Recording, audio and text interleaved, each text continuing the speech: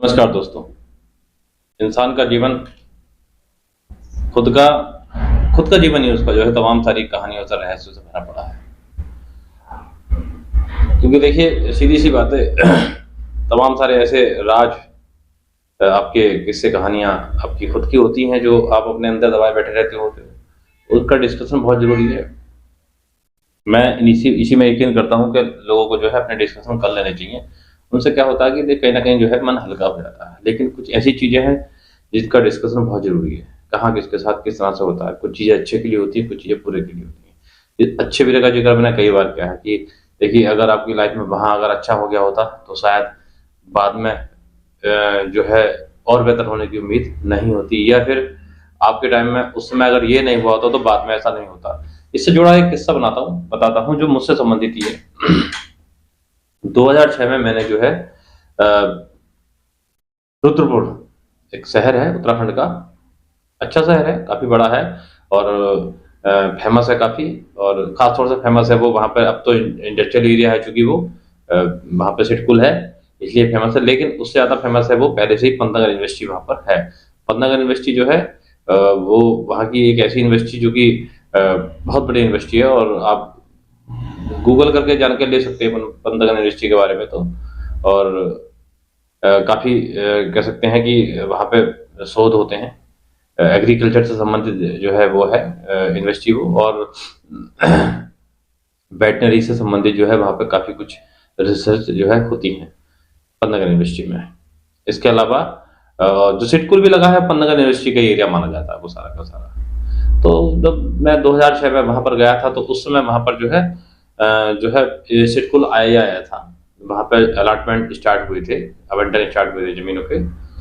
तो जब मैं वहाँ गया था तो उस समय जो है कुछ ख़ास वहाँ पे था नहीं। एक मैं आप अगर देखा जाए तो एक कह सकते हैं कि लगभग मीडियम टाइप का ही जो है वो एक शहर था, बहुत बड़ा सिटी नहीं था। आज की डेट में तो वहाँ बहुत भीड़-भड़ाड़ बहुत ज़्यादा गदर हो गया। काफ़ी चीज़ें डेवलप हो गई हैं, जहाँ आज पार्किंग नहीं मिलती। मैं बीच में किसी ख़ास काम से गया था वहाँ पे रहना पड़ा था हमें जो है लगभग 2-3 दिन हमारा आना-जाना रहा था। घर में कोई पेशेंट था उसके चक्कर में। तो क्योंकि रुद्रपुर ही रेफ़रेंस दिया गया था तो वहीं जाना पड़ा हमें। तो हमने देखा वहाँ पे जो है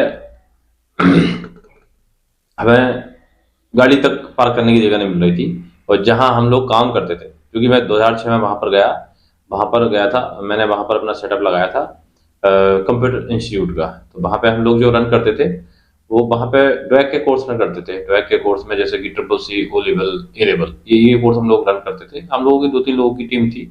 उसमें शुरुआत मैंने खुद ने की थी और उसमें 6 महीने मैंने खुद ही काम करा। बाद में हम फिर ये वो हम जो कोर्स करते थे हमने फ्रेंचाइज़ी ले रखी थी इरिटी के नाम से। उसकी फुल फॉर्म है industrial research education training institute. इसका हेड ऑफिस मुरादाबाद में है। उनकी ही देख-रेख में हम लोग ये कोर्स रन करते थे। एग्रीगेशन हमारा नहीं था, लेकिन ये था कि हम वहाँ अपने यहाँ ट्रेनिंग देते थे और एग्ज़ाम सेंटर हमारा जो है मुराद के माध्यम से वहाँ पर रजिस्ट्रेशन मुराद के थ्रू भेजते थे। हमारे यहाँ ट्यूशन जो है एक तरह से रहती थी।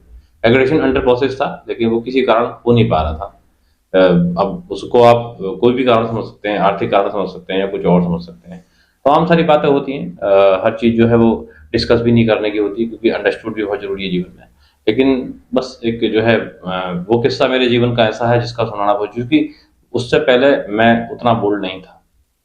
मैं बहुत चूँकि एमकॉम लास्ट ईयर में पढ़ रहा था।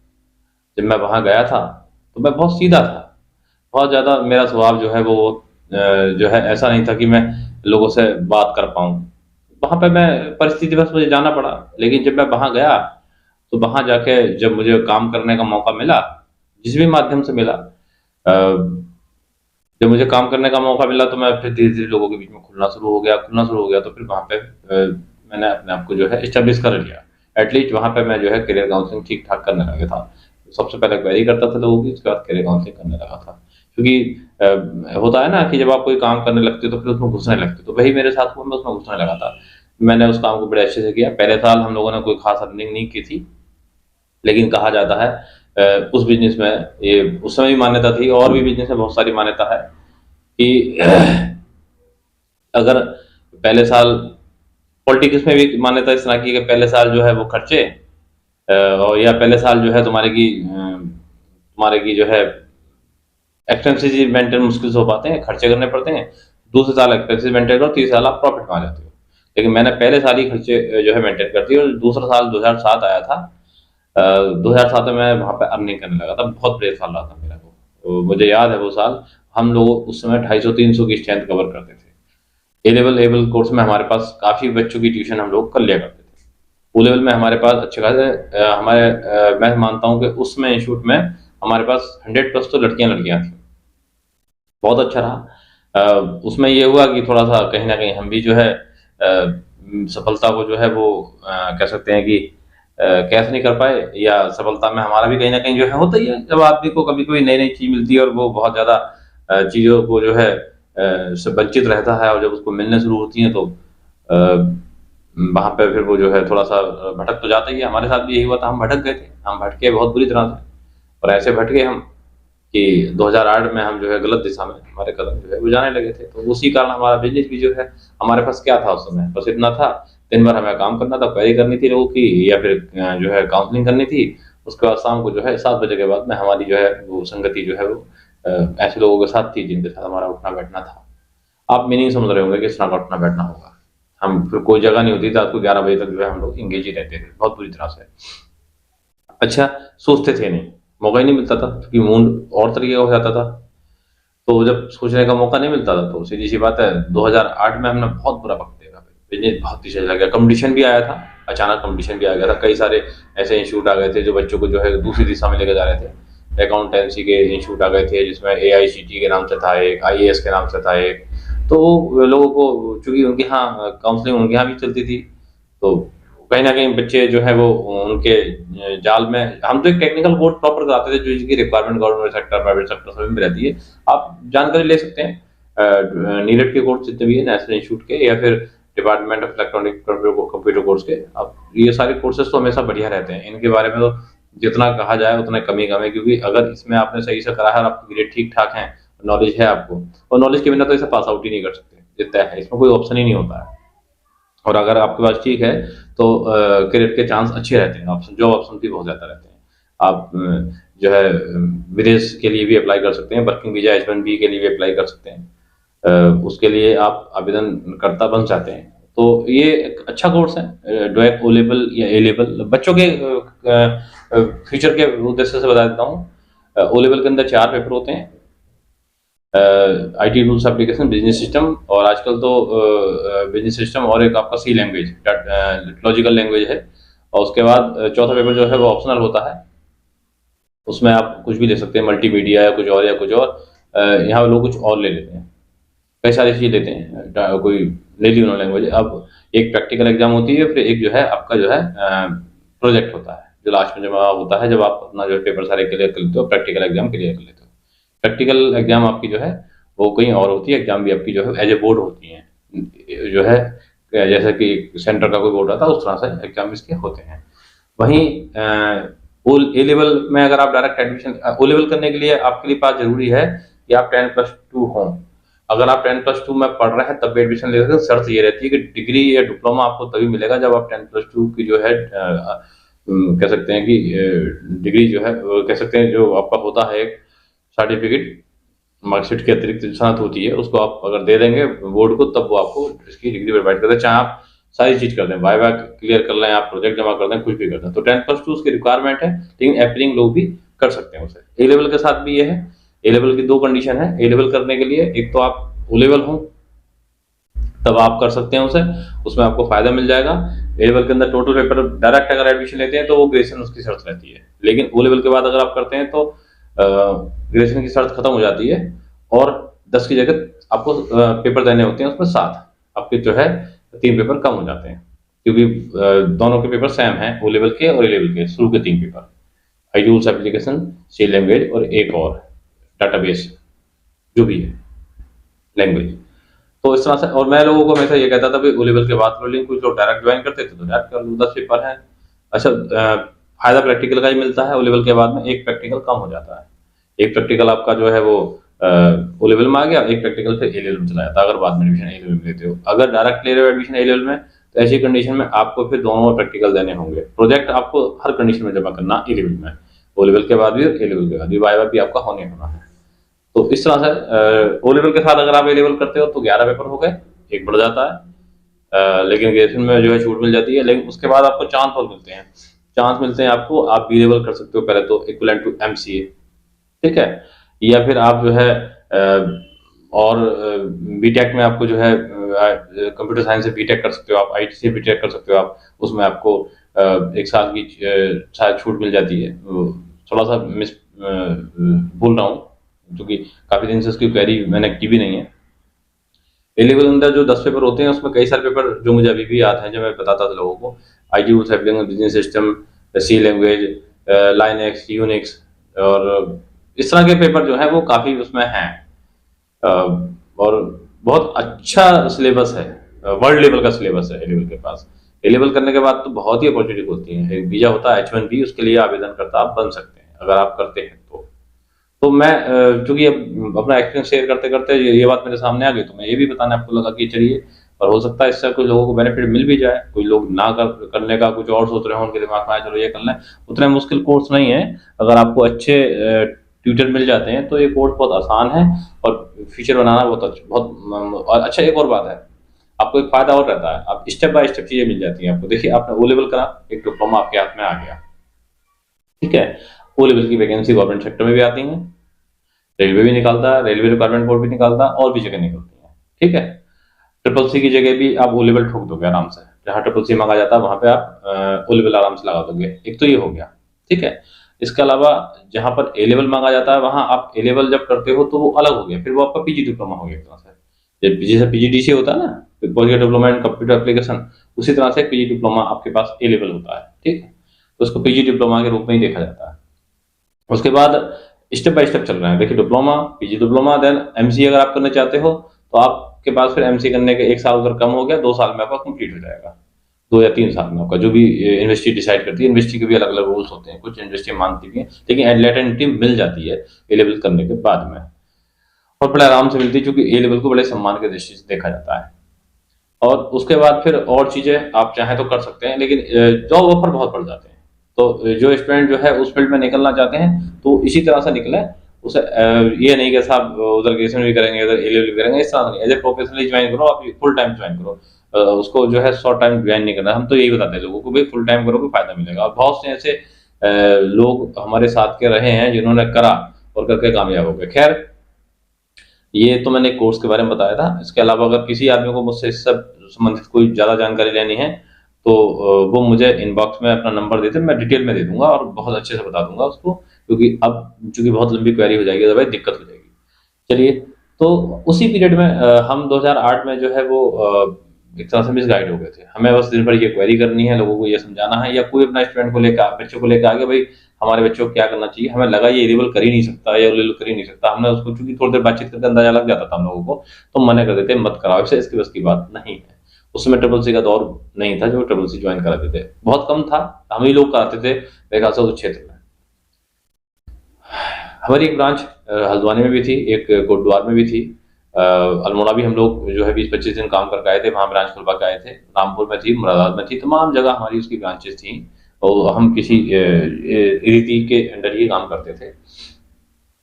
ये तो हमारा रहा वर्किंग एक्सपीरियंस। तो 2008 में चूंकि हमने जो है वो अपने बस इतना ही था, दिन भर काम कर लिया, लेकिन शाम को दिमाग में खुजली होती थी। वो खुजली मिटाने के लिए हमारी संगति जो है अलग तरह की थी, मैं खुल कर नहीं बताना चाह रहा उसको। हम उसको एंजॉय करते थे रात को 10-11 बजे तक, बेहिसाब पैसा भी खर्च करते थे। कमाई ठीक ठाक थी, लेकिन हम पैसे को परवाह नहीं करते थे, हम खूब उड़ाते थे दबा के, ठीक है। तो उसमें जो है हमारी बहुत सारी पर्सनल लाइफ भी प्रभावित हुई, प्रोफेशनल लाइफ भी प्रभावित हुई, बिजनेस को ग्रो कैसे कराना वो भूल गए।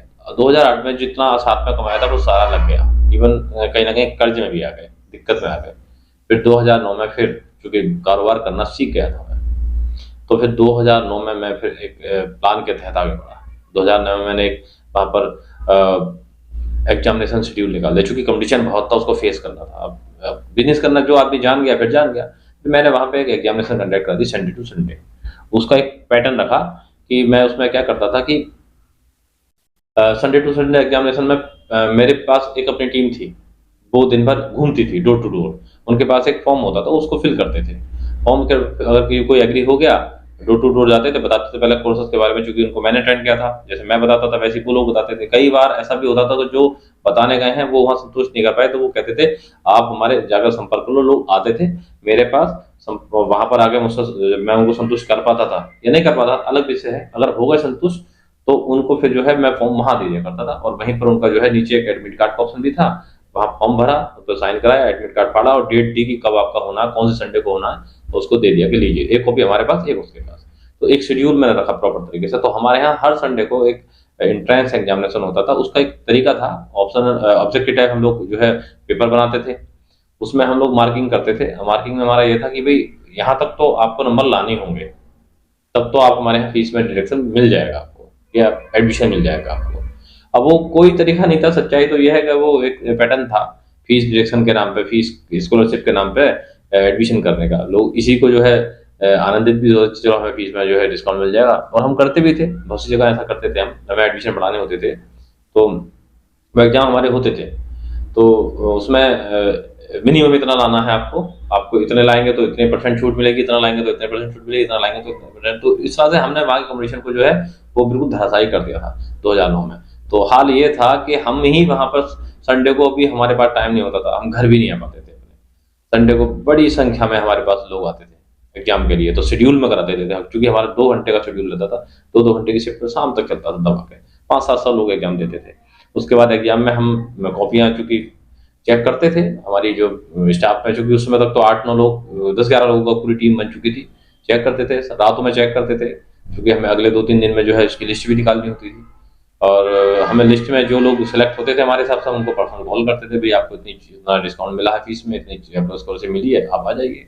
कुछ लोगों के बहुत अच्छे मार्क आते तो हम उनको फ्री भी एडमिशन देते थे, आप आ जाइए। लेकिन ऐसे लोग जो है बहुत कम होते थे। जो अच्छे स्टूडेंट होते हैं वो सिर्फ एग्जाम इसलिए देने आते थे कि भाई देखते हैं हमारे अंदर कुछ है या नहीं है, यही सच्चाई है। वो अपने आप को जज करने आते थे, कुछ आ भी जाते थे, उसका हमें बहुत फायदा मिलता था जो आते थे। ऐसे लोगों ने हमारा रिजल्ट मेंटेन किया था अच्छे वजन। तो जो आपने देखा ना एग्जाम का पैटर्न जो रखते हैं, तो क्रीम बच्चों को लेते हैं, तो देखिए क्रीम बच्चों को लेने का जो फायदा होता है वो सीधा सीधा बच्चे को तो होता है, बच्चे के अंदर तो क्वालिटी होती है, उसको कैश इंश्योर करता है। तो एक तरीका होता है इंश्योर को कैश करने का। ये सब गोपनीय बातें हैं, चूंकि अब लाइन छोड़ चुका हूँ तो अब डिस्कस कर लेता हूँ मैं यहाँ पे। तो एंट्रेंस एग्जाम रखी इसलिए जाती है कि हमारे पास जो है क्रीम बच्चा है, मतलब क्रीम का मतलब हो गया कि ऐसा बच्चा जो तेज हो पढ़ने में, जिसका जो है बैकग्राउंड मजबूत हो पढ़ाई में, बेसिक अच्छा हो इसका। तो ऐसे स्टूडेंट को ही लोग जानबूझ के भर्ती करते हैं ताकि उससे जो है दिक्कत ना हो, परेशानी ना हो। तो हमारे पास इस तरह के बच्चों की संख्या बढ़ी काफ़ी, क्योंकि अच्छे नंबर लाए, लेकिन हमारा फीस का उधर कम हुई, लेकिन हमारे पास गैदरिंग बहुत हुई थी, काफ़ी बड़ी संख्या में स्टूडेंट हमारे पास आए, स्टाफ भी बढ़ाया, हमने फैकल्टी ठीक करे, हमने सारा सिस्टम ठीक करा, हमने जो है एक होता था पहले चलता था नेटवर्किंग, वायरलेस तो नहीं होती थी, वायर वाली नेटवर्किंग होती थी, वो करवा दी। पूरा प्रॉपर तरीके से एक स्ट्रक्चर हमने दोबारा बनाया, 15-17 पीसी नए सिरे से लगाए फिर हमने। बहुत बढ़िया साल रहा 2009 हमारा। 2010 हमारे पास आया, 2010 सही गया। 2010 में चूंकि चीज़ें बड़ी और भी चीज़ें हो रही थी लाइफ में, पर्सनल लाइफ बहुत प्रभावित हो रही थी, तो फिर 2010 में मेरा जो है मेरा रिश्ता हो गया, शादी की बात चल पड़ी कहीं से, शादी की बात मैंने हाँ कर दी, ठीक है हो गई शादी हमारी, शादी की डेट फिक्स हो गई, शादी नहीं हुई थी सॉरी, डेट फिक्स हो गई। अब उसी सिलसिले में मुझे जो है वहां से वापस आना पड़ा था अपने घर। जब मैं आया, चूंकि मेरे घर में बड़ा सबसे था, छोटा भाई मेरा बी फार्मा कर रहा था, पापा मेरे जो है गवर्नमेंट सर्वेंट थे, 4th क्लास में थे मेरे पिताजी, वेटनरी में। तो जब मैं घर आया तो जिम्मेदारी मेरे ऊपर थी, भाई मुझे ही जो है कार्ड बांटने हैं, क्योंकि पहले कार्ड बांटने का चलन था, फोन वोन पे लोग जो था मांगते भी थे। अच्छा एक और बात बता दूं मैं आपको, मैं कंप्यूटर फील्ड का बंदा था, और तब तक सोशल मीडिया, 2010 तक मैं किसी भी सोशल मीडिया को पसंद नहीं करता, ना तो फेसबुक को पसंद करता, ना व्हाट्सएप को। तो मुझसे कहते व्हाट्सएप है आपके पास, मैं बहुत बुरा मानता था इन चीजों को। इवन ईमेल तक मैं जो है अपनी सिर्फ अपने काम लायक इस्तेमाल करता था, किसी को दे ईमेल किसी को देना ये मानता था कि मैं क्यों दूं ईमेल अपनी, मैं बस उन्हीं लोगों को देता था जो मेरे जो है ऑफिस के लोग थे, हेड ऑफिस में भेजना है, या दो फ्रेंड सर्कल में थे तो उनकी ईमेल देना देना, ये स्टूडेंट को भी नहीं देता था अपना ईमेल। तो उसके बाद में ये सिलसिला चलता रहा, आगे बढ़ते गए हम लोग, आगे बढ़ते गए। तो 2010 में जब मैं घर आया तो कार्ड वार्ड छपवाए मैंने, यहाँ पर कुछ दिनों काम करा, यहाँ पर निपटाया, फिर वापस चला गया। लेकिन जब देखा मैंने यहाँ कम समय रह गया है, 10-11-12 दिन 15 दिन रह गए हैं, परमानेंटली मैं यहाँ पर आ गया और मैं इंस्टीट्यूट में किसी को जो है जिम्मेदारी देकर आया था कि लो भाई तुम्हारी ये जिम्मेदारी, लेकिन उससे पहले एक चीज छूट रही है। वो छूट ये रहा है कि वहाँ पर एक हमारे साथ एक देखिए मैं ना हर चीज को कागज पे लिख कर रखता हूँ। कागज पे क्या लिखता हूँ मैं, बिना कागजों के जो है कोई काम करता ही नहीं हूँ, क्योंकि कॉमर्स की भाषा है कि भाई भूल पड़े तो कागज सही है, और मैं उसी में बिलीव करने वाला हूँ। तो मैं अपने लाइफ में सारी चीजें जो है शुरू से कागज पे करके चला हूँ, और जहां मैंने कागज का सहारा नहीं लिया है वहां मैंने नुकसान बहुत उठाया है। तो मैंने हमेशा ही जो है कागज को जो है प्रेफरेंस दिया है, और बहुत जरूरी है, मैं आप लोगों को बता रहा हूँ कि हमेशा ही कागज को जो है प्रेफरेंस देना चाहिए। तो दो मेरे पास जो है ये घटना है, आपका डेट बता देता हूँ मैं इसकी।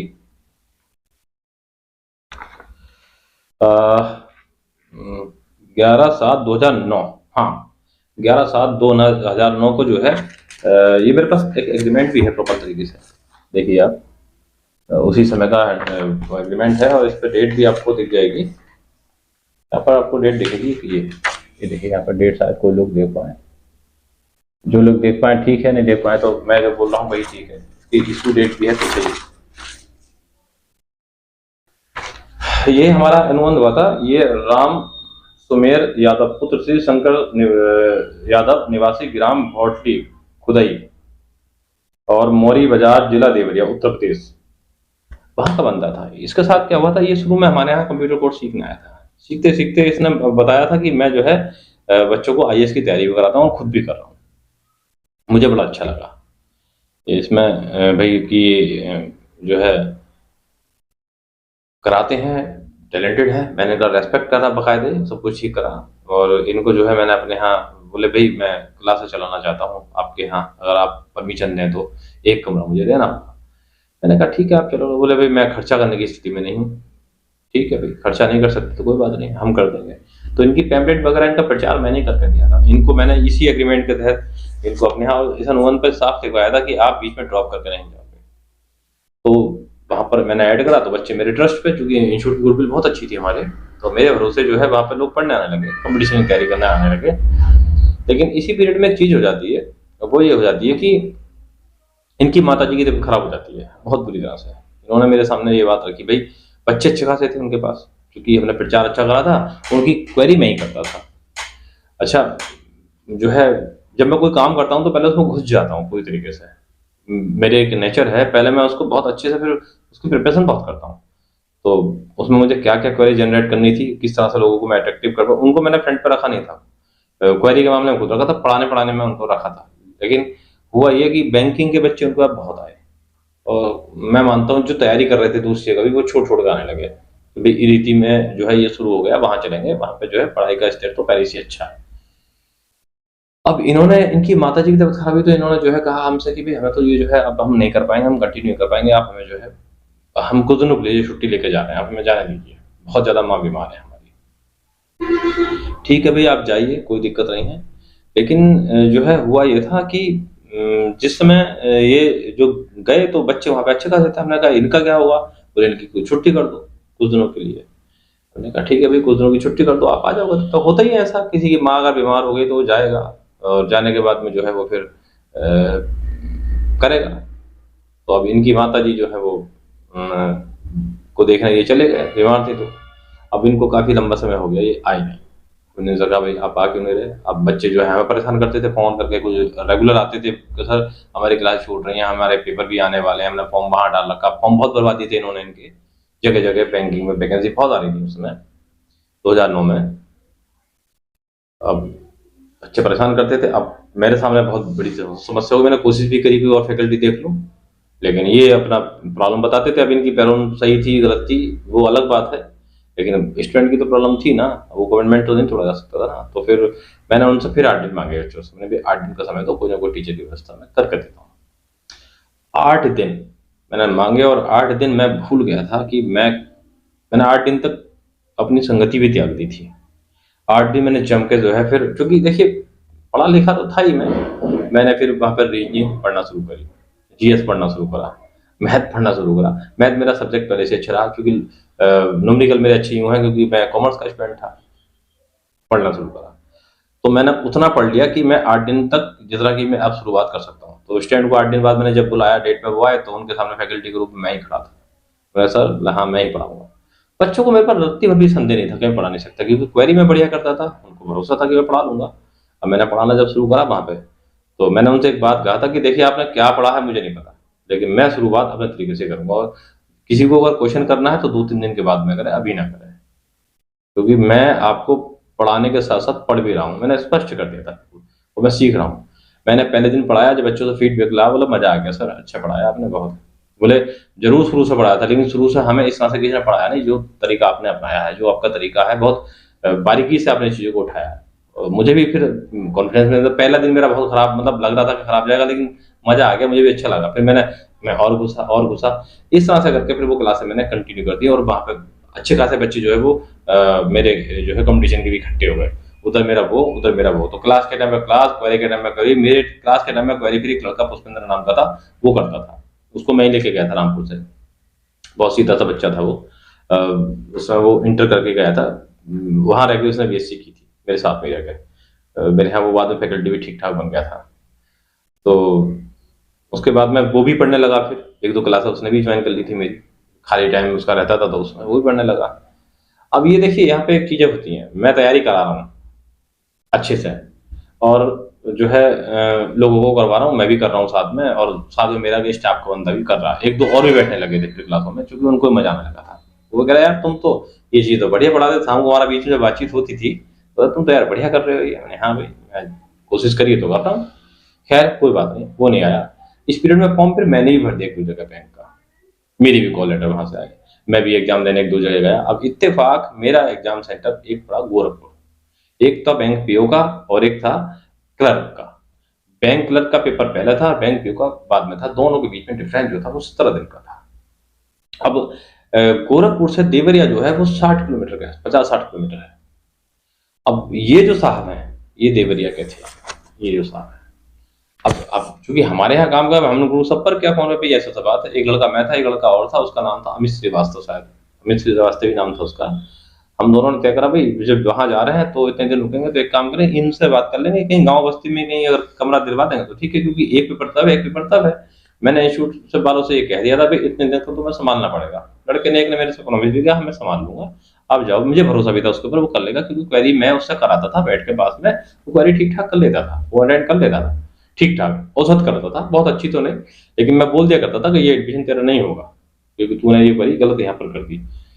और जहां मैंने बता दिया ये होगा तो होता था, जो नहीं बता दिया कि ये नहीं होगा तो नहीं होता था, ये सच है। तो ये सिलसिला जो है अब वो हम जो है चल पड़े यहाँ से। हम यंग थे उस समय, हमारी उम्र जो है उस समय वही बहुत ज्यादा अगर रही होगी तो 26-27 25-26 साल वाली एज थी हमारी, तो हम चले वहां से। तो हम जो है इनके फोन पे, हमारी लोकेशन पे हम गोरखपुर पहुंचे। बड़ी देखिए गर्मी के मौसम में जब चले तो बुरी हाल हो गया। तो हम गोरखपुर जब हम पहुंचे तो लगभग मेरे ख्याल से 11 बज गए होंगे, 10-11 बजे हम पहुंचे गोरखपुर। बाग एक्सप्रेस एक गाड़ी है, उससे निकले थे हम लोग, रात को 11 बजे चलती है रुद्रपुर से, 10-11 बजे। 2 बजे हम जो है चौरी चौरा, एक रेलवे स्टेशन जहाँ पे चौरी चौरा कांड हुआ था, आपने सुना होगा, बहुत चर्चित है चौरी चौरा तो। और ये आपको का गढ़ भी है, यहाँ यादव बहुत ज्यादा है। तो यहाँ पर हम उतर के हम उनको फोन कर रहे हैं, उनका फोन नहीं उठ रहा है। उन्होंने 50 कॉल कर ली, फोन नहीं उठा। अब हमारे पास कुछ ऑप्शन नहीं था, बात ये हमसे हमारी बात हो चुकी। उन्होंने कहा तो आप तो हम फोन करना, उतरते जोरा जोरा पे और हम आपको लेने पहुंच जाएंगे मोटरसाइकिल से, जैसे भी हमारे साथ होगा। बड़ी मुश्किल से उनका फोन उठा। जैसे हमने लगा, 2 लोग ट्राई कर रहे थे लगातार, खैर उन्होंने फोन उठाया। उन्होंने बताया कि फोन यार चार्जिंग पे लगा दिया था कहीं पर लाके दूसरे घर पे। हो हम लोग, उनकी हर बात सस्ती है हमारे लिए, हम झूठ क्यों मानेंगे, बोला कोई मतलब नहीं मिलता झूठ मानने का। हम उनके घर पहुंचे, उन वो हमारे पास, सॉरी, अभी हमारे पास आते हैं, वो हमारे पास आते हैं और जो है फोन पे संपर्क में हमारे आते हैं। कोई पास भी नहीं आए हैं, पास तो बाद में आएंगे। फोन पे संपर्क में आते हैं, फिर कहते हैं आप वहां से रिक्शा करो और आ जाओ। थोड़ा सा हमें यही गलत लग गया कि रिक्शा, यार इन्होंने हमसे कहा था कि वहां मैं आपको खड़ा मिलूंगा, फिर फोन नहीं उठा रहे, अब कह रहे हैं वहां से रिक्शा करके आ जाओ। अब हम चलो रिक्शा कर लिया हमने। अब रिक्शा करा तो कई किलोमीटर, 3-4 किलोमीटर का फासला था वहां से। चले हम रिक्शे से ही, चलो ठीक है। फिर बोले वहां उतरना, अब वहीं उतर गए। फिर वहां हम उनको खड़े होकर फोन कर, तब उनका फोन 15-16 बार में उठा। मोबाइल हम लोगों ने उस समय इस्तेमाल करते थे हम लोग। फोन उठा तो उनसे कहा, भाई आ जाओ। तो वो खैर आए, साइकिल लेके पहुंचे वहां पे, साइकिल लेके, कोई दिक्कत नहीं। क्योंकि मैं समझ गया था आर्थिक स्थिति उनकी वीक थी, और हम जब घर पहुंचे थे तो उन्होंने हमें बाहर बिठाया, आराम से घर के बाहर जगह थी वहां बिठा दिया।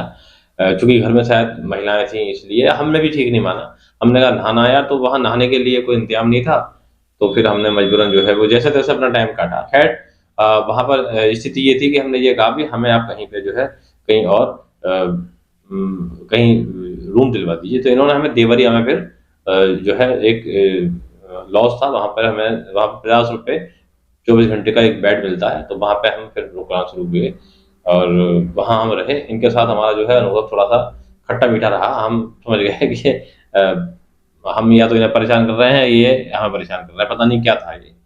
तो हमने ख़ैर वो वहाँ से 2 हम मुश्किल से 2 रातें रुके थे, 2 रातों का जो हमारा रहा था वो बहुत एक्सपीरियंस जो है वो शेयर करने लायक नहीं है। एक पेपर हमारा हो गया था, अब एक पेपर हमें करना था, अगला पेपर हमारा बैंक भी होगा। उसके लिए हमें जो है फिर हमारे पास काफ़ी अच्छा खासा समय था, तो हमें तो कहीं और जगह चाहिए थी। अब हमने इनसे कहा था भई हमें कहीं सेपरेट रूम दिलवा दो, और वहाँ या तो हम खाना खुद बना लेंगे, इंतज़ाम करवा देना, या होटल से आ जाएगा कहीं से अगर आस-पास हो, या फिर आप अपने घर से भिजवा दें। हम तो ये सोचते घर से भिजवा देंगे ये, हम कहीं और रहते रहेंगे। गाँव बस्ती बथेरे मकान खाली मिल जाते हैं, हमारे यहाँ तमाम मिल जाते हैं। हम तो अपने यहाँ जैसा समझ के चले थे, लेकिन वहाँ ऐसा बहुत नहीं था।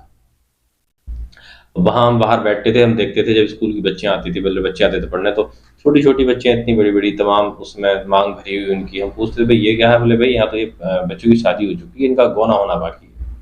बड़ा हैरान लग करता था वो सब देखकर कि बताइए इतनी छोटी बच्ची की शादी कर दी गई है और इसका भी गौना होगा, इतनी कम उम्र में। तो वहाँ उस समय का ये मैं बता रहा हूँ 2009 की बात, ये 2009 का एक्सपीरियंस है मेरा। तो ख़ैर हम वहाँ एक लॉज में रहने लगे देवरिया में। हमने वहाँ फिर अपनी मन-मर्ज़ी से रहना शुरू कर दिया। वहाँ हमने पढ़ाई करी और हमारा गोरखपुर में पेपर हुआ और हम सीधे जो है वापस रुद्रपुर आ गए। फिर हमारी शादी का वक़्त आ गया, हम वापस जो है जो है तो ये हमारा ये एग्रीमेंट का जो है दिखाने का था। थोड़ा-सा इसे देख के ही मैं कुछ कागज़ खंगाल रहा था, ये सब याद आया, तो मैंने कहा डिस्कस ज़रूर करूँगा और हो सकता है उस बंदे के पास मेरा मैसेज जाए। अगर जाएगा तो वो मुझसे संपर्क में आएगा।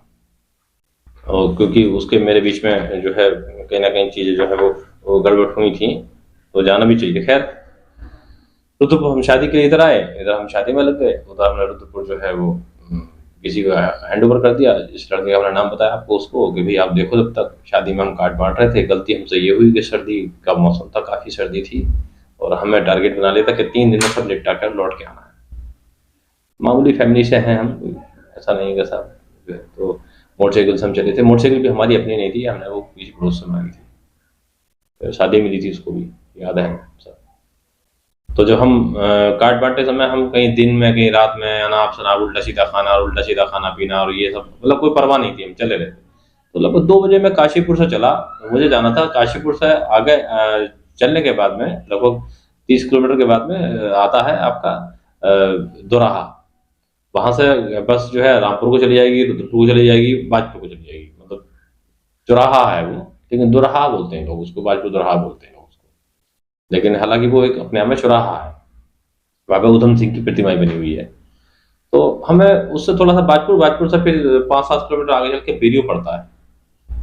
वहाँ जाना था, हमारी बुआ जी हैं वहाँ पे कार्ड लेने के लिए। लेकिन जैसे ही हम दोराहे पे पहुँचे तो वहाँ हमारी मोटरसाइकिल थोड़ी प्रॉब्लम कर रही थी, तो हमने मोटरसाइकिल खड़ी करके वो कहा, "भई ये क्यों खटर-खटर कर रही है? ज़रा सही कर दो।" उसने कहा, "इसमें थोड़ा टाइम लगेगा, वेट करना पड़ेगा।" ठीक है, हमने वेट करने के लिए हम चाय के बाज़ार में एक होटल था, वहाँ पहुँच गए। वहाँ चाय का ऑर्डर जैसे दिया तो थोड़ी मेरी तबीयत वहाँ खराब हो गई। अब मुझे वहाँ पे जो है बहुत दिक्कत हो गई, बहुत भारी। ख़ैर मैंने थोड़ी हेल्प माँगी इधर-उधर लोगों मेडिकल स्टोर पे, कभी किसी से किसी पे दवाई दे दो, दवाई दे दो, दवाई दे दो। ख़ैर लोग डर भी गए थे थोड़ा-सा मेरी हालत देख के। पता नहीं क्या हुआ था ऐसा, ठंड लग गई थी शायद मुझे, और या मेरा शेड्यूल ख़राब, जो मैंने व्हिस्की बहुत पी थी। सच बात तो ये, मैंने व्हिस्की बहुत पी थी। ठंड की वजह से उसको बचाने के कपड़े मैंने जो है ऐसे ही पहन रखे थे, उम्र के हिसाब से जो है परवाह करी नहीं, और ठंड पड़ गई। चल निकले थे तो धूप थी, लेकिन इत्तेफ़ाक फिर जैसे हम घर से निकले थे 2-3 दिन पहले तो धूप थी, फिर अचानक कोहरा बहुत भारी आ गया था, मतलब दिन भर कोहरा रहने लगा था, फिर ठंड बहुत ज़्यादा हो गई थी। तो हमने व्हिस्की का सहारा लिया। हमारे साथ में जो है वो हमारे जीजा जी थे, और तबीयत खराब इतनी हो गई कि मैंने अपने जीजा से बोल दिया, साहब साहब कि मैं अब कार्ड आकर नहीं बैठ पाऊँगा, मुझे घर जाना है किसी भी। घर दूर नहीं था वहाँ से, मुश्किल से 16-17 किलोमीटर का डिस्टेंस था, घर आना था। लेकिन जब मैं बाइक पे चला तो मुझे चक्कर आ रहे थे, मैं गिरने लगा था। तो मैंने मना कर दिया, मैं भई बाइक पे नहीं बैठूँगा, पैदल चलूँगा मैं। तो मैं पैदल-पैदल जो है आया। सबसे पहले मैंने डॉक्टर को दिखाया एक जगह, तो उसने मुझे बताया कि थोड़ा-सा बीपी आपका बढ़ा हुआ है, हल्का-सा, ज़्यादा नहीं। उसने मुझे एक इंजेक्शन दे दिया और मैं वहाँ पे, उसने मुझे सुलाया पहले, मैं सो गया, फिर मैं घर आ गया। तो मेरे मन में ना भय बैठ गया, एक डर, बुरी तरीके से। और भय बैठ गया तो मैं जो है ना फिर चीज़ें कर नहीं पा रहा था। मतलब यहाँ मेरा जो है ये एक बुरा वक़्त यहाँ से स्टार्ट होता है, मैं आपको सच बता रहा हूँ। तो ऐसा भय बैठा, ऐसा डर बैठा कि ये भय को मैं बहुत दिनों बाद निकाल पाया। मेरी शादी हुई उस डर में। मैंने अपने आप को डॉक्टर को दिखाया, ईसीजी, इको जो भी टेस्ट होते हैं सारे कराए, हार्ट से संबंधित, लीवर से, ये इवन कहीं कुछ नहीं आया, कुछ भी किसी भी तरह की दिक्कत। लेकिन डॉक्टर ने जब शादी से निबट गया तो बाद में किसी डॉक्टर से मिला तो उसने बताया यार डिप्रेशन हो गया आपको अभी। अच्छा डिप्रेशन कैसे हुआ, ये हावी कैसे होने लगा था मेरे ऊपर। एक तो वो डर, यार मुझे ये क्या हो गया, कभी हुआ ही नहीं था लाइफ में इस तरह से। पहली बार कोई नया बीमारी से संबंधित कोई पहला एक्सपीरियंस था। हमेशा रात को कभी भी चल पड़ता था, कहीं से भी, किसी भी, कोई टाइम नहीं था मेरा। खाना भी कहीं पर भी किसी तरह का, मैं तो वो इंसान था कि ट्रेन में पूड़ी ली और वहीं खाना शुरू कर दी, कभी कोई दिक्कत ही नहीं आई थी। उस दिन की दिक्कत ने थोड़ा सा डराती है, पहली बार कोई ऐसी मतलब लगा कि कोई बीमारी नाम की या कोई दिक्कत भी कोई चीज होती है। तो ये जो घटना ने मेरा जीवन इतना प्रभावित करा, उस डर ने, वो डर मेरे अंदर जो बैठा कि वहां से संभलना मेरे लिए मुश्किल होता चला गया, बहुत ज्यादा फिर मुश्किल हो गया। अब देखिए यहाँ से दो बातें निकल के आ रही हैं, या तो मेरे साथ अच्छा होने वाला था कुछ, या मेरे साथ बुरा होने वाला था कुछ। अब मुझे नहीं पता था क्या होने वाला, मैं तो बस इस उम्मीद था कि मैं किसी तरह ठीक हो जाऊं। उधर मेरा बिजनेस, मेरा पीछे हट रहा था। मेरे ना होने से मैं जब भी फीडबैक लेता था तो वहां से negative response, negative response, negative response. उधर मेरे पैसे की मेरी बीमारी में ऐसा लग रहा था मेरे पैसे की दूध बढ़ती जा रही थी। गुडविल खराब हो रही थी घर में भी। जो इंसान बाहर काम करता हो अचानक घर में पड़ जाए तो देखिए धीरे धीरे फिर वो लोग टाइम बाई टाइम आपको लेके ही भाग रहे हैं, आपका इलाज भी करा रहे हैं। लेकिन मेरा जो है समाज में जो स्टैंडर्ड था या जो नाम था, ये जो रुतबा था, वो कमजोर पड़ रहा था। मुझे कोई परेशान कर, इंस्टीट्यूट से खबर जो है हमेशा ही कोई बुरी खबर ही आती थी कि आज इतने बच्चों कम हो गए, क्यों हो गए, रीजन क्या है, या फीस कलेक्शन नहीं हो रहा है। क्योंकि मैं सब चीज़ों को सही तरीके से मैनेज कर लेता था। अब उन सब चीज़ों में लोग उनको महत्व नहीं दे रहे थे, उम्रें उनकी कम थी मेरे मुकाबले। सब मेरी उससे समझ लीजिए मैं उस समय 26-27 साल का होता और सब मुझसे छोटे छोटे थे कई कई साल। इतनी भारी समस्या हो गई, एक तो मेरी बीमारी, उसके बाद बिजनेस जो आपने 4 साल में खड़ा करा है वो जब जा रहा है आपके हाथ से। अच्छा मैं एक बार गया भी वहां जाकर तो फिर मुझे वहां दिक्कत हो गई थी। तो मैं वहां से बस अपनी रात जैसे तैसे काट के एडमिट हुआ था। फिर मैं वहां पे मैं घर आ गया था अपने। मैंने ये सोच लिया बर्बाद सब कुछ हो रहा है, हो जाने दो, पहले मैं खुद को ठीक करूँ। मेरे घर से भी यही बोला गया कि अगर सब कुछ जा रहा जाना तो तुम अपने आप को ठीक करो। वाइफ ने भी ऐसा बोला। उस समय तो ऐसे ही बोला था खैर। और सब जगह से यही बात आई सामने। शुरुआत में तो इसी तरह से आती है, बाद में चीजें जो है वो फिर वो और तरह से एंगल बदल जाता है फिर वो। तो मैंने भी ये फैसला कर लिया पहले तो खुद को स्वस्थ करूंगा। खैर वक्त ये आया कि ये बच्चा जो संभाल रहा था इंस्टीट्यूट, ये एक दिन मुझे फ़ोन करता है और मुझसे कहता है वो ऐसा है, मेरा जो है कैनरा बैंक में पोस्टिंग हो गया है, अब मैं तो जो है परसों को जा रहा हूँ। मैंने उससे कहा यार तू परसों को जा रहा है और तू मुझे आज बता रहा है, कॉल लेटर तेरे पास, ज्वाइनिंग लेटर तेरे पास पहले आ गया होगा, तुझे सब कुछ पता होगा था, इंटरव्यू हुआ सब कुछ पता होगा, तूने मुझसे कुछ डिस्कस नहीं करा। क्या सोच के नहीं करा कि उधर नहीं हुआ तो मैं इधर कोई व्यवस्था कर दूंगा मैं। तू जाने से पहले मुझे बताता। बोला नहीं अचानक हुआ सब कुछ, और कुछ अचानक नहीं था, जान पूछ के ये हरकत की थी। इतना बड़ा विश्वासघात उसने मेरे साथ किया। 3 दिन बाद वो जाना था उसको, मैं उसको रोक भी नहीं सकता था, नौकरी सरकारी थी, मैं क्यों रोकता। मेरे पता नहीं कितने ज्वाइनिंग लेटर या कॉल लेटर, क्योंकि मैंने बहुत एग्जाम दी थी उस पीरियड में, वो कहाँ चले गए मुझे नहीं पता। मेरा कोई ज्वाइनिंग लेटर, कोई कॉल लेटर, कोई मेरा या इंटरव्यू लेटर, कोई मेरे पास कुछ पहुंचे, मेरे हाथ लग गए वो मैंने दे दिए थे। और पता नहीं कहाँ कहाँ ज्वाइनिंग हुई होगी, क्या होगा, क्योंकि पेपर मुझे पता ना, जो पढ़ा रहा है, जो दूसरों को सिलेक्शन करा उसका खुद का भी हुआ होगा कहीं ना कहीं। लेकिन मैं आपको क्या बताऊं, जब किसी के मन में किसी तरह का कुंठा हो तो उसे कैसे निकाले। देखिए उसे मैं बना रहा था, वो कहीं ना कहीं कुंठा रख रहा था मेरे लिए। उसकी कुंठा की बता व्यक्तिगत थी, वो मैं यहाँ खोल नहीं सकता। अब वो व्यक्तिगत उसने बना ली थी तो नहीं, बेमतलब की बात थी वो, इसका कोई लॉजिक नहीं था। खैर उसके लिए भी मैसेज है ये कि उसने मेरे साथ करा, वो आज मैं बैठ के कहीं शेयर कर रहा हूँ। मैं भी कोई ना कोई प्लेटफॉर्म ढूंढ ही रहा था कि कभी ना कभी ये सब चीज़ें जरूर निकालूंगा मन के अपने, क्योंकि ये तकलीफें हैं, ये मैं सार्वजनिक इसलिए कर रहा हूँ क्योंकि मेरे जीवन का हिस्सा है और ऐसा कोई किसी के साथ ना करे। और अगर ये चीज़ें मन में रह जाती हैं तो ये बोझ है आपके ऊपर, निकल जाते हैं थोड़ा हल्का हो जाता है मन। इसलिए ये सब चीज़ें हो रही हैं, और जो जिसका जो गुनाह है वो तो सामने आएगा ही ना। वो 3 दिन बाद छोड़ के गया। एक किच्छा के बच्चे को मैंने जो है वहां पे रखा कि भाई तुम हमारा कुछ दिनों जो है, मैं गया था और रख के आ गया उसका कि भाई तुम जो है इसे संभालो। वो कुछ दिनों बाद उसने भी जवाब दे दिया, बोले मैं नहीं कर पाऊंगा। स्टाफ भी कम हो रहा था धीरे धीरे, बच्चे भी कम हो रहे थे, हालत बिगड़ रही थी। फिर मैंने वहां पर एक लड़का था इस्लाम नाम का, उसको मैंने वहाँ पर पोस्टिंग दी, बिलासपुर का था वो, भाई तुम पढ़ाना शुरू कर दो। उसने पढ़ाना शुरू कर दिया। कुछ दिनों बाद उसका भी जवाब था कि भाई मैं मैनेज नहीं कर पाऊंगा, मैं सिर्फ पढ़ा सकता हूँ। ठीक है भाई, फिर मैं परेशान सा रहने लगा, मैं क्या करूं? फिर मेरे कुछ स्टूडेंट थे, उनसे संपर्क में आया। वहां से लगातार ये मेरे पास ये आता था कि अगली बार अगर यहाँ टीचर या मैनेजमेंट नहीं आया ना तो इसको तोड़ दिया जाएगा, आपके इंस्टीट्यूट को शीशे तोड़ दिए जाएंगे, इसका सारा फर्नीचर तोड़ दिया जाएगा, देख लेना। और मुझे जो मकान मालिक है उसकी तरफ से भी यही था, बोले भाई किराया नहीं मिल रहा है, हम बंद कर देंगे ताला। मतलब मैं परेशान था, मैं लोगों से कहता भी था कि भाई तुम मेरे साथ ऐसा मत करो, मैं बीमार हूँ, कोऑपरेट कर लो। खैर एक दिन मैं इंस्टीट्यूट पे गया, तो जहाँ के मैंने स्टूडेंट को सारा उस दिन बुलाया था, और मैंने उनको बताया मैं बीमार हूँ, मेरी हालत ठीक नहीं है, मैं बैठ नहीं पाऊंगा ऑफिस में। और लोग तो एलिगेशन लगाने लगे थे मेरे ऊपर, कह के वो शादी हुई तो बीबी की वजह से नहीं आ रहा है, ऐसा वैसा। लेकिन उनको मैं किसी को कह ही सकते हो अब मैं बीमार हूँ, लेकिन अब पूरी बात कोई समझ नहीं चाहता तो वो जाने, उसकी अपनी समस्या है। खैर छोड़िए इसे, आगे बढ़ते हैं। वहां गया, स्टूडेंट को मैंने सही से जब समझाया तो वो समझ गए। मैंने वन टाइम सबको पूरे हॉल में इकट्ठा करके समझाया था, मैंने डेट दी थी, मैं उस डेट को आऊंगा। वो समझ गए, मैंने कहा मैं आपके लिए व्यवस्था कर दूंगा। उसी दिन मैंने उनको एक डेट दी कि फला डेट से आप आना, मैं उस डेट तक कोई इंतजाम कर दूंगा। और मैं उस डेट के लिए फिर मैंने कुछ स्टूडेंट को जो है सेलेक्ट कर लिया, चिन्हित कर लिया कि उन लोगों से बात करूंगा। मैंने उनसे बात की, भाई आप संभाल लोगे, पार्टनरशिप में संभाल लो या सैलरी पे संभाल लो।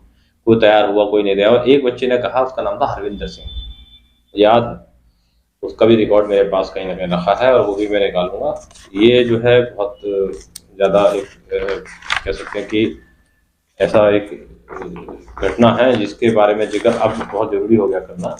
तब मैं बताया ना, अगर आप शुरुआत करोगे तो कुछ ना कुछ निकलना शुरू हो जाएगा। ढूंढ लूंगा मैं आपको सब दिखा दूंगा, उससे संबंधित भी एक मामला है, और ये तो बहुत बड़ा मामला है। इसका एग्रीमेंट नहीं मिला मुझे, पता नहीं किधर चला गया। अगर अब नहीं मिलेगा तो फिर कभी दिखा देंगे, दिखा जरूर देंगे। तो मैं बताता रहूंगा, ढूंढता रहूंगा। तो अब इसके साथ मेरा एक एग्रीमेंट होता है।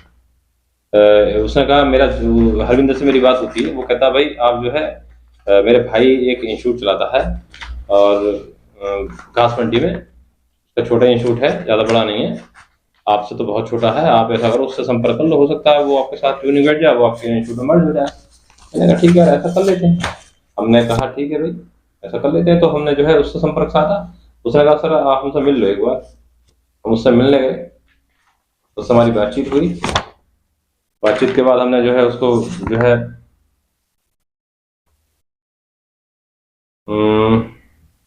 ठीक है,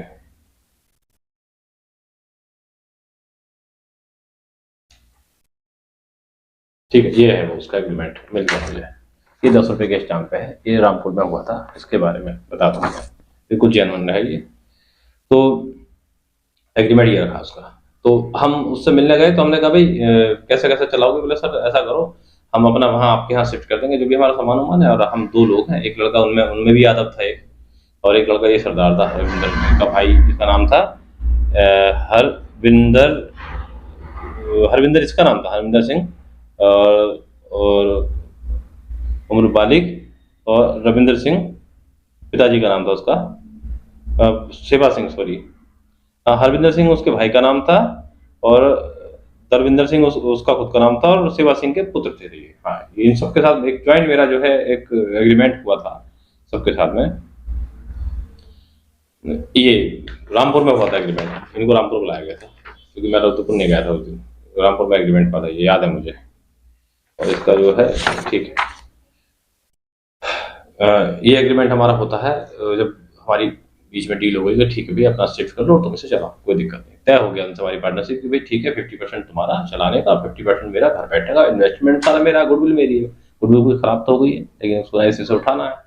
कभी मेरी जरूरत होगी तो मैं आ जाऊंगा, जब स्वस्थ हुआ करूँगा तो आ जाया करूँगा, तो भाई कोई बात नहीं। बोले ठीक है सर, हो गई बातचीत, रामपुर आया, एग्रीमेंट हो गया। इस पीरियड में जो है इसको हमने जो है रीति से जो है हटा दिया था।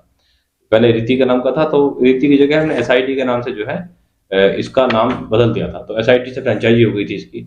अब एसआईटी में फ्रेंचाइजी ओनर के रूप में मेरे साइन हुए थे जब मीटिंग हुई थी, लेकिन पता नहीं कैसे ओनरशिप मेरी की जगह इसको मिल गई कि ये ओनर है। ये कैसे हुआ, किसने करा, इसमें कौन आदमी बीच में घुसा, इसका हमें नहीं पता है। ये एसआईटी के ओनर ने किया या इसने ऐसा किया, कुछ झूठ सच बोल के। मैंने एसआईटी के ओनर से बात की थी, बोले यार इसने बोला कि तुमने ऐसा बोल दिया, मैंने तुमसे पूछा भी नहीं, चूंकि मैं तो कर दिया, अब जान पहचान तो मेरी ही थी। बोले मैंने यार फ़ोन करके जिद भी नहीं समझा तुमसे बात करना, मैंने तुम लाए थे तो मैं तो पूरा भरोसे के तहत एग्रीमेंट भी तुम दोनों के बीच में, तो मैंने इसी के नाम से जारी कर दिया सर्टिफिकेट। मैं चलो कोई दिक्कत नहीं, अगर कर भी दिया तो उससे क्या फ़र्क पड़ता है।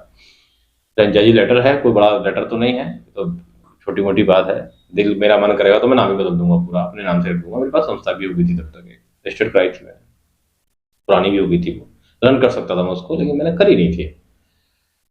मैं ऐसा जब भी, क्योंकि इससे पहले जो पुष्पेंद्र नाम का लड़का चला रहा था उसका फर्जीवाड़ा तो मैंने देख लिया था। एक दिन मैं जब बैठा था, जब मैं बच्चों से वहाँ पर गवर्नमेंट करने गया था कि भाई आप लोगों को मैं व्यवस्था कर दूँगा, तो उस दिन मैंने उसकी रसीदें चेक करी, तो उसमें पता चला मुझे कि लाखों रुपए की रसीदें जो है वो फर्जी काटी गई हैं। स्टूडेंट को फीस जमा तो हुई है, और जो हमें नहीं बताई गई है वो किसी और तरह से हुई है। तो इसीलिए शायद उसने आखिर के जो है 3 दिन पहले ही मुझे जो है बताया था। पैसा समेटना था उसको, समेटा उसने।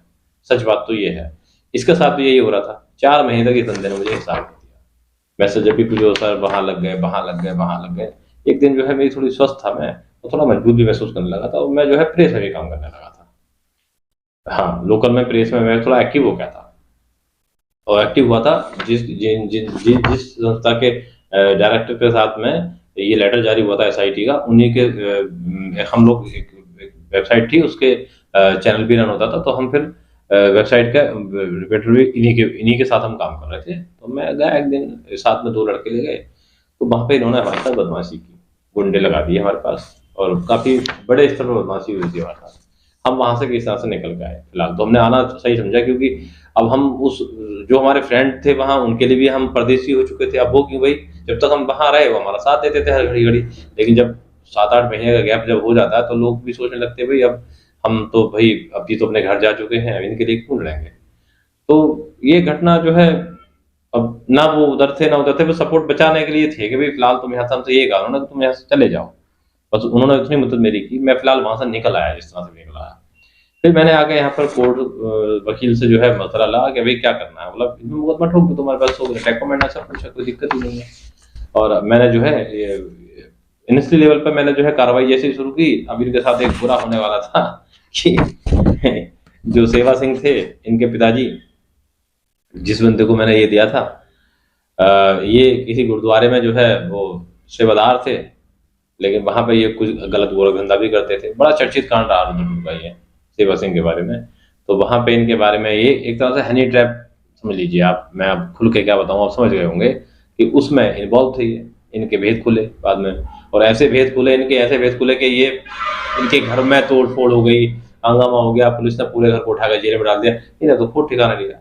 मेरा इन्होंने बुरा करा, इससे ज़्यादा इनका इतना बुरा हुआ कि इन्हें फिर वो शहर ही छोड़ना पड़ गया, भाग गए साले वहाँ से छोड़-छाड़ के सब। खत्म खेल इनका बिल्कुल। अब दिक्कत ये हो गई कि अब मुझे लोगों ने कहा ये इस समय मौका है, इस समय तो जो भी आ रहा है, अगर किसी का फंसा हुआ तो मामला निकल रहा है, इनकी दबी हुई उंगली, आ जाओ आप।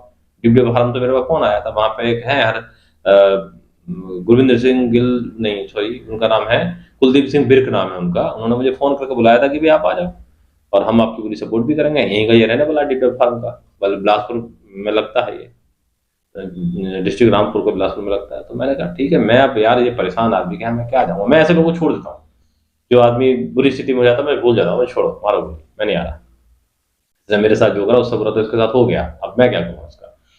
अब मन की छूट की बात है, जो बंदा इस समय वहाँ बैठ रहा है मैं उससे बात करूंगा। मैंने उससे फोन पे बात की किस तरीके से, मैंने भी ऐसे बात, तो उसने कहा यार भाई साहब बात ये है कि मेरा इतना पैसा उसने मुझसे ले लिया है, अब तो वो ज्यादा समय मुझे दे गया था इसको, पैसा इतना ले गया, अब झूठ है सच है पता नहीं, आप इतना दे दो, ले लो आपका है, मैं आपको मना थोड़ी कर रहा हूँ, तो हमें मालूम है एग्रीमेंट है आपके पास, मुकदमेबाजी में अगर आप पढ़ोगे तो देख लो। अच्छा, उसी पीरियड में मेरा ये हुआ था कि फिर मैंने ना अपने यहाँ के रोजगार सेवक से जो है नंबर मांग लिए थे कुछ लोग। अच्छा, अब जब नंबर मांग लिए थे, अच्छा रामपुर में इंस्टीट्यूट खोलने की कोशिश भी कर ली थी, वहां भी नहीं। स्वार में भी कोशिश कर ली थी, वहां भी नहीं। बेटी का जन्म हो चुका था, मैं उलझना भी नहीं चाहता था, फंसना भी नहीं चाहता था कहीं और, विवादों में नहीं पड़ना चाहता एटलीस्ट। और सुधर बहुत गया था, विस्की वगैरह सारी छोड़ दी थी, इंसान बन गया था बढ़िया वाला। उस लोगों के नंबर मैंने जो है वो, चूंकि मैं यहाँ लोकल में काम करके पैसा वैसा बर्बाद करके सब, मतलब पैसे से भी खाली हो चुका था बिल्कुल मैं, और वहां भी काम नहीं था, तो ना उधर जाने की स्थिति में, ना यहाँ अपने घर से कहीं और काम करे। मैं अपने घर में बैठ के एक ऑफिस बना लिया मैंने पहले, जब तक ये सब चल रहा था एक प्रोसेस, उधर वो बवाल चल रहा था, इधर मैं बर्बाद हो रहा था नहीं। और डिप्रेशन मेरा जो बर्बादी में वो धीरे धीरे रिमूव हो रहा था, उसमें एक डॉक्टर साहब मेरी बड़ी मदद कर रहे थे, हर तरीके से मदद करते थे, वो मेरे दोस्त भी बन गए थे, बड़ा भाई मानता हूँ उनको। वो मुझे जो है काउंसलिंग तो मेरी करते थे, साथ में मुझे जो है वो आर्थिक मदद भी बहुत करते थे। अगर उन्हें लगता है, उन्हें पता था कि क्यों मैं परेशान हूँ, क्या रीज़न है, मेरी बीमारी क्या है, उनको मालूम था। तो बहुत बार ऐसा हुआ है कि मैं अगर ससुराल भी जा रहा हूँ तो मेरे पास पैसे नहीं है, मैंने उनसे लिए, उन्होंने मुझे दिए। ये एक कड़वा सच है और ये आसानी से कोई कहता नहीं है, लेकिन मैं आज भी उनका एहसानमंद हूँ और हमेशा उनके लिए एहसानमंद उनका रहूँगा, और कभी भी उन्हें मेरी कहीं ज़रूरत है तो मैं उसके लिए तैयार हूँ, कोई दिक्कत नहीं। इतना तो इंसान को करना भी चाहिए। खैर, ये जो है उम, फिर हम यहाँ पर जो है एक पेच फँसता है कि मैं अब मेरे पास 2 रास्ते थे, या तो मैं इस बंदे को जाके दबा लूँ, मुझे मौका मिल गया था उनकी बात मान के, या फिर मैं जो यहाँ पर मैंने जो रोज़गार सेवक से नंबर माँगे थे, मैंने उस पर एक नंबर से एसएमएस करने शुरू करे थे और लोग यहाँ आने लगे थे, मुझसे जुड़ने लगे थे। लोकल में मुझसे अच्छे खासे लोग जुड़ गए थे। ट्रिपल सी कोर्स मेरा यहाँ ना मेरे नाम से चलने लगा था काफ़ी। अ, मैंने वहाँ घर पे कंप्यूटर लगा के वहाँ क्लासेस शुरू कर दी, मेरा बड़ा अच्छा काम हो गया था। अब मेरे साथ दिक्कत ये थी कि गाँव में मेरा बिज़नेस खड़ा हो गया था, गाँव में बिल्कुल। सब कुछ बर्बाद होने के बाद शुरुआत कहाँ से होती है? गाँव से।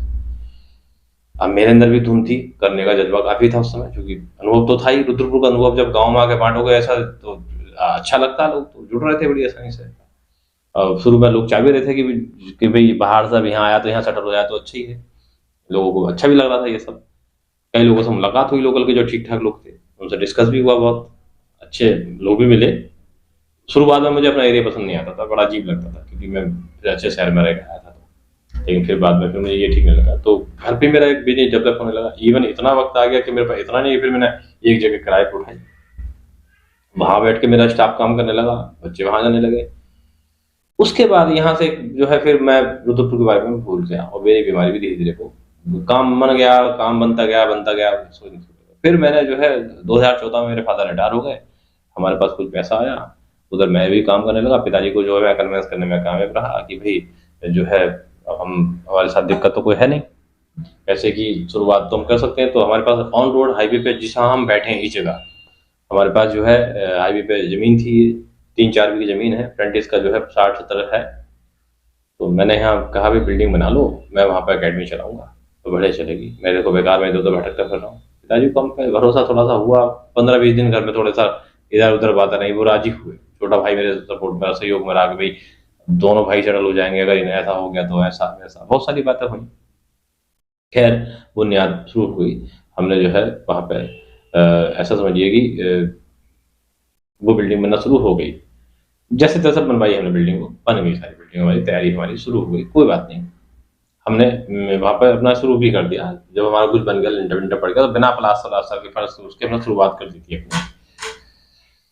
रिस्पॉन्स आया, कंप्यूटर का रिस्पॉन्स कम आया, लेकिन वहाँ पे हमने 2 चीज़ शुरू कर दी, कंप्यूटर प्लस कॉम्पिटिशन। चूँकि मेरे पास रुद्रपुर का कॉम्पिटिशन का एक्सपीरियंस तो था ही, मैंने खुद भी काफ़ी कॉम्पिटिशन दिए थे। पहले तो मैं घर जब बैठता था, घर भी पढ़ाता था ना कॉम्पिटिशन तो।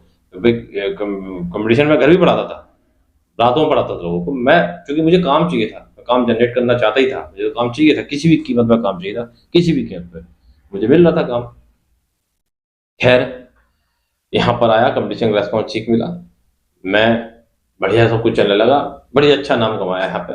उसके बाद में वही होता है ना, जब एक चीज़ वहीं मैंने अक्सर ये देखा कि कुछ होता है और बदलाव आते हैं। अब धीरे-धीरे जो है वो चीज़ें बदली, कॉम्पिटिशन में जो है और इंस्टीट्यूट खुले, जिन लोगों को मैं मेरे यहाँ पढ़ा रहे हैं, वो भी खोल के बैठ गए, ये हुआ, वो हुआ। मतलब एक ऐसा काम लगा मुझे कि यार ये जो है ना, इसे तो आदमी जो है अपने घर भी शुरू कर सकता है। तो अब चूँकि या तो खुद पढ़ाओ, और जिन्हें खुद पढ़ाते थे फिर और भी चीज़ें थी करने के लिए, वो नहीं हो पा रही थी, भागा-दौड़ी भी रहती थी दूसरे कामों की। एक बिल्डिंग बनवाना आसान तो है नहीं। एटलीस्ट कुछ दिनों के लिए फिर मैंने जो है फिर दिक्कत आ गई। तो फिर मैंने बाद में काम जो है चेंज किया।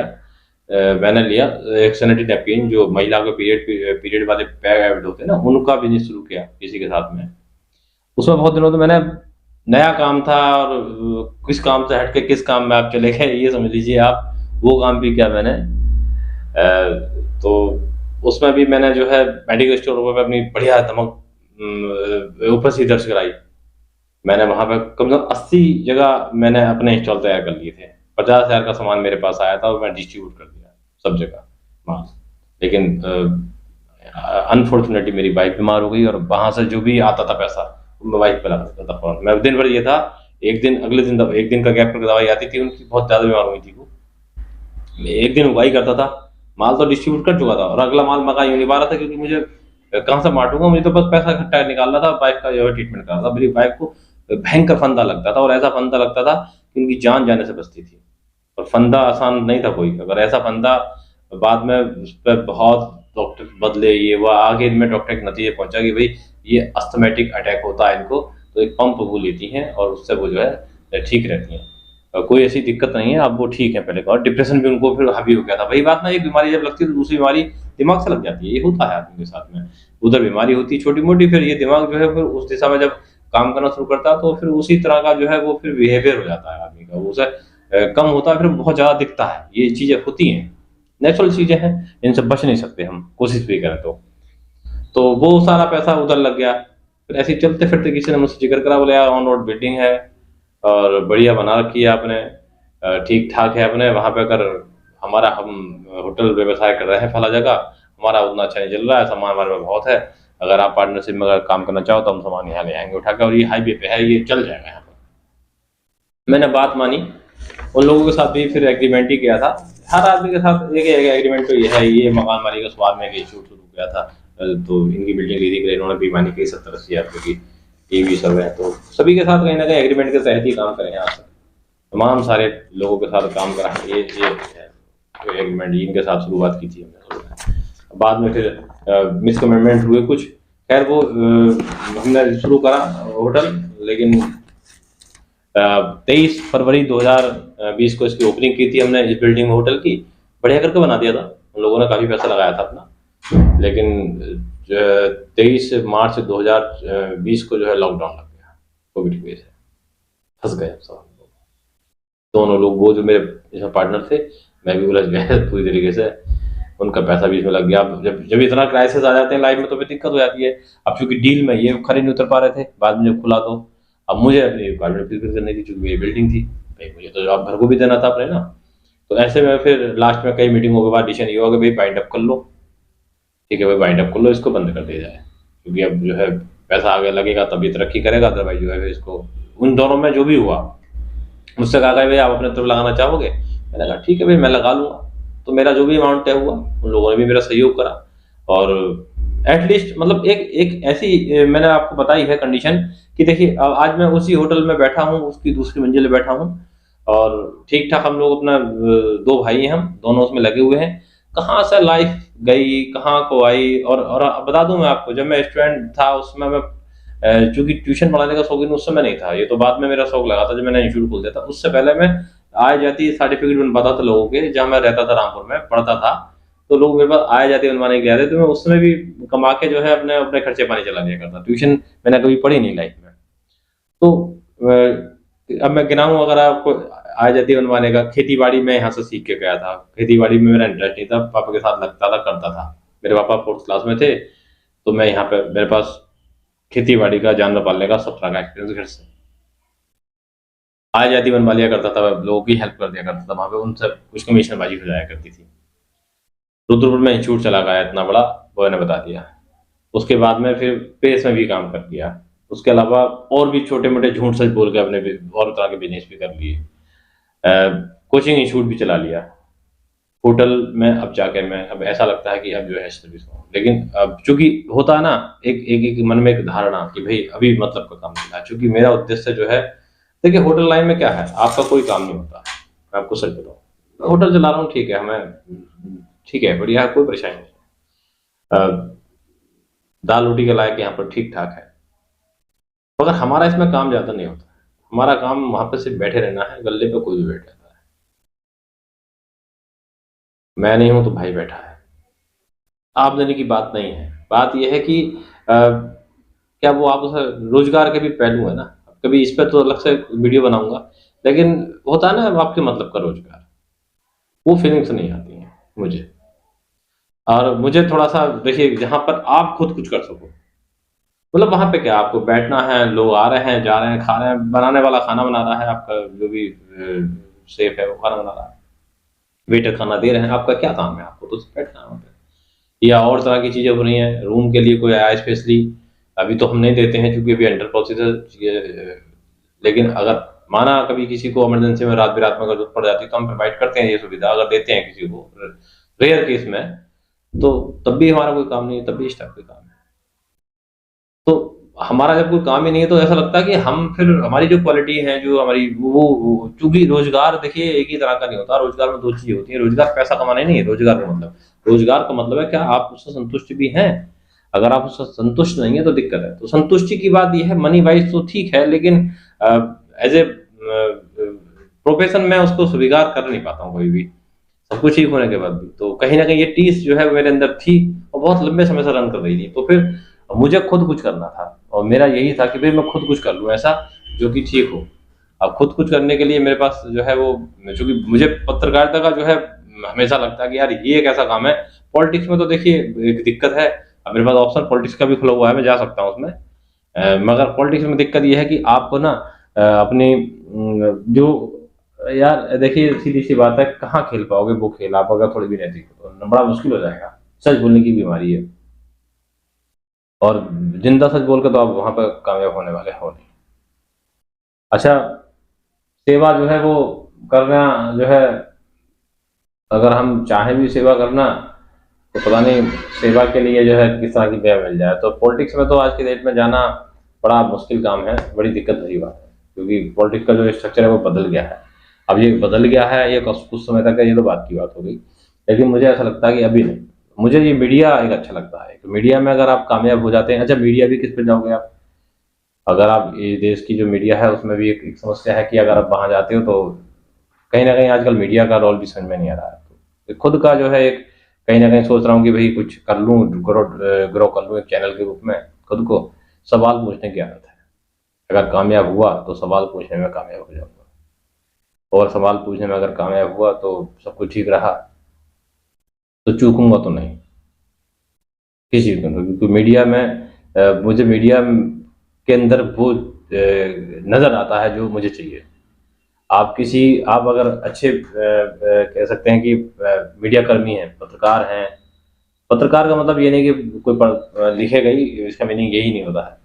अगर आप वास्तव में मीडिया में आपके अंदर भावना है समाज सेवा की, इससे अच्छी जगह कोई नहीं है। फिर आप किसी के मुंह पे ये माइक रख कर सवाल कर सकते हैं कि आपने ये काम करा, कहेगा हाँ करा, और नहीं करा तो फिर क्यों नहीं करा। आपका सवाल करने का जो है इससे अच्छा माध्यम कोई नहीं। मैं मीडिया को बहुत ऊंचा दर्जा देता हूँ व्यक्तिगत रूप से, लेकिन आज मीडिया ने जो है अगर अपनी दुर्गति करा रखी है तो उसके लिए खुद जिम्मेदार है, ना आप ना मैं। लेकिन मीडिया का जो रुतबा है, जो जलवा है, वो देखने लायक है। मीडिया का जो असली रूप लोगों ने देखा नहीं है। अगर एक मीडिया चाहे तो पल भर में जो है चीज़ों को इधर उधर कर देता है।